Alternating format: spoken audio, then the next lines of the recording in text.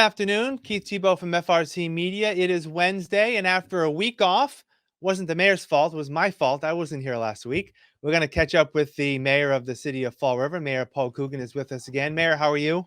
I'm doing great, Keith. How about you?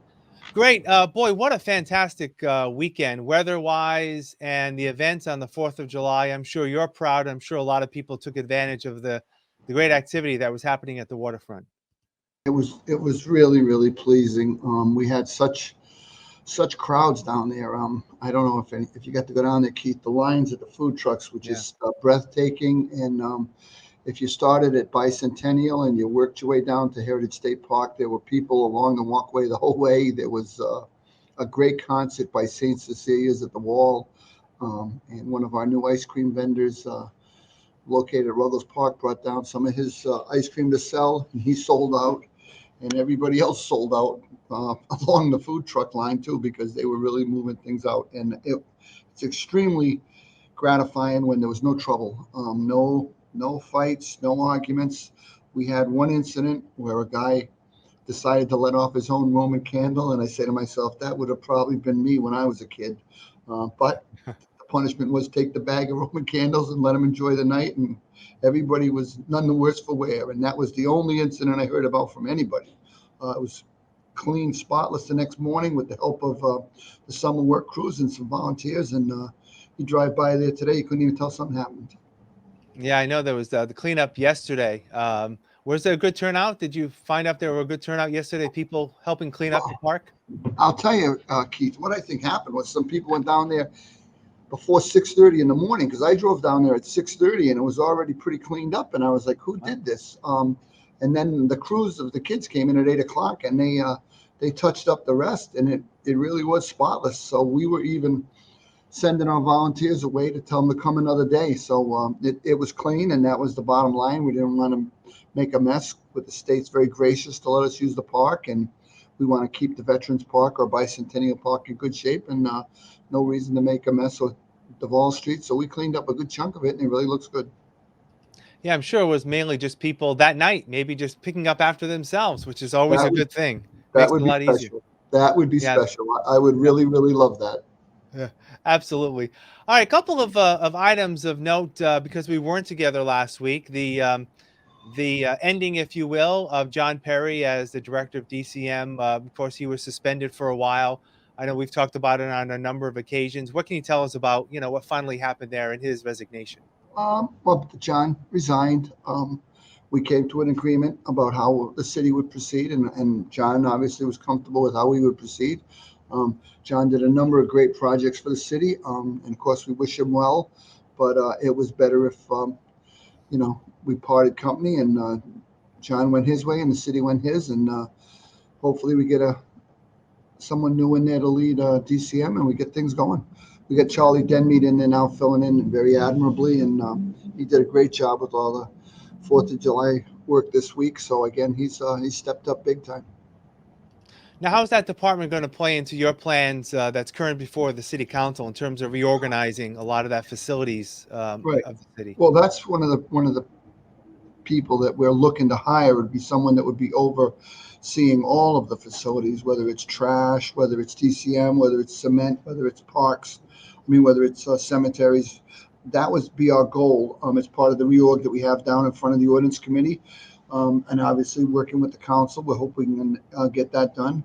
They've been very workable with us on a number of our proposals, and I really appreciate that. So going forward, I hope we can wrap that up and then move on to a couple other things.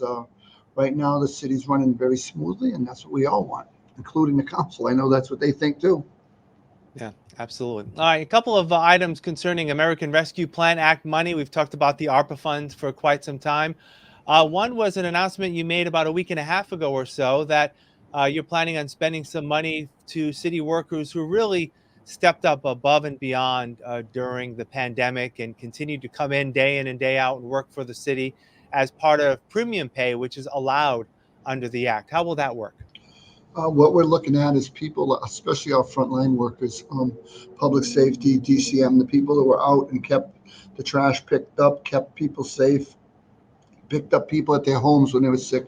We're trying to give them something around $3,000. obviously, the city of Fall River didn't invent this.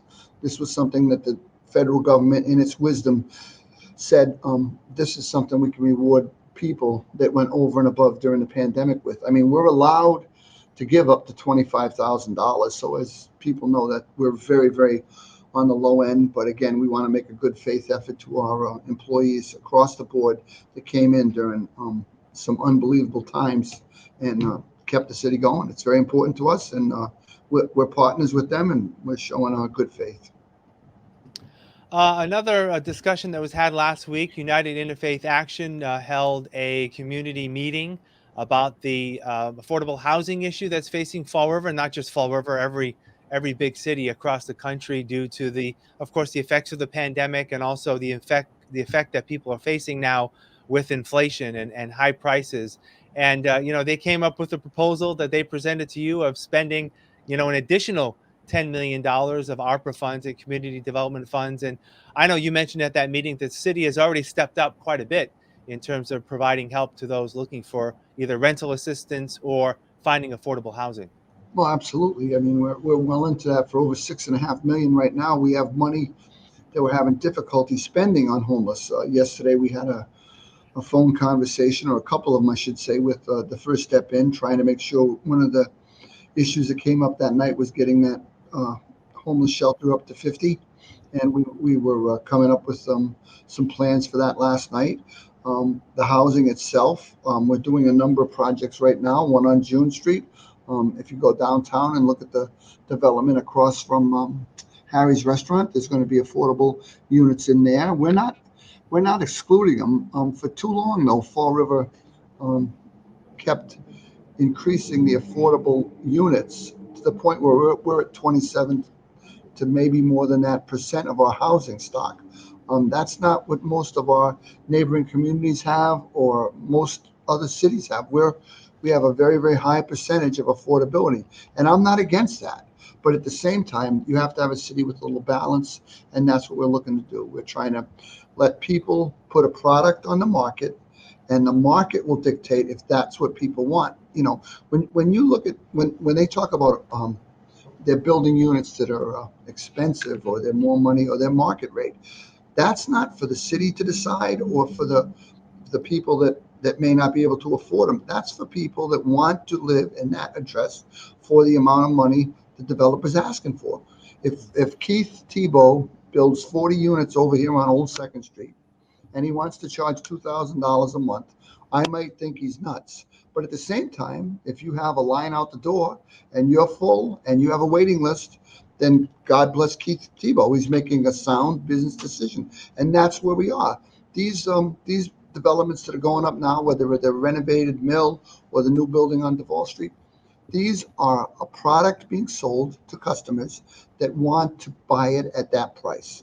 It might not be for me, it might not be for others, but at the same time, it does have a customer base, and that's what we're looking at.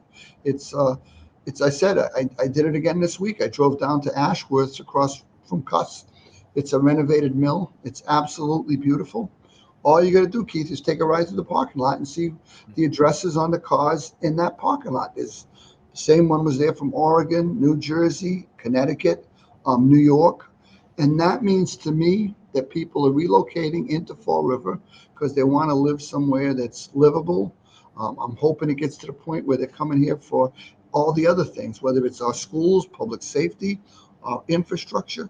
That's how you get a city that's livable. You want to attract people that are going to buy at restaurants, stores, tires, whatever. But we want people making a living, spending their money here, and keeping the economy going. And that's the bottom line for everybody. Yeah. And I'm sure if someone is trying to rent an apartment for $2,000 and they get no one at their door, they'll have to rethink that price, obviously, right? And Keith, come back down to that would be you and I, and we'd be down to $1,000 in a month saying, what did we do? But that's exactly. market-driven rents are doing. And I Right. do really, my heart goes out for people that are getting hit with these substantial rent increases. It's very, very sad. But the housing prices are just gone through the roof, and you can't ask a guy to spend $500,000 on a 3-family house in Fall River and tell him he's got to charge $500 a month, because that won't work either. Yeah. All right, moving on to some events later on this week. There's another food truck festival, I believe. It's what, Thursday night, tomorrow night, down at the Friday, gates? 5 to 8 down at the gates. The last one was extremely successful. I hope people come down. I love it when I see people taking a walk, grab something to eat, listen to the music. They bring their own bands. It's something we tried. The first one was extremely successful. Elena Pavid in the mayor's office has been coordinating these events, whether it was the 4th of July, the food truck festivals, helping with the concerts in the park, which also start tonight at Griffin Park, Yeah. 5 to 8. Things are really moving in the city, and we hope people get to get out and get some fresh air. I guess we're going to have some good weather again, so come on down to the gates or tonight at Griffin Park, and we'll see you there. And one final event that's going to be taking place, I believe, tomorrow late afternoon is the swearing in officially of Police Chief Paul Galvin and some other promotions in the police department. So again, celebrating the great work that they're doing. Yeah. Um, our police department has really stepped up. They're really moving in a great direction. We had a roll call last week for 8 new recruits. I saw one of them this morning down at South Coast Marketplace, helping with the traffic flow for the new Chick-fil-A place. And she's a Durfee graduate, played basketball for us, and she seemed excited to be on the job. So we're bringing in some new blood. We're strengthening our existing positions, and hopefully with the help of the council and some ARPA money, we'll get these guys in cameras when we agree with them on the contract, and we're going to keep moving forward. All right. As always, Mayor Paul Coogan, thank you for your time. We'll talk next week. Take care. Okay, Keith, thank you. All right. And thank you for joining us as always here at FRC Media. I'm Keith Tebow. Have a great week.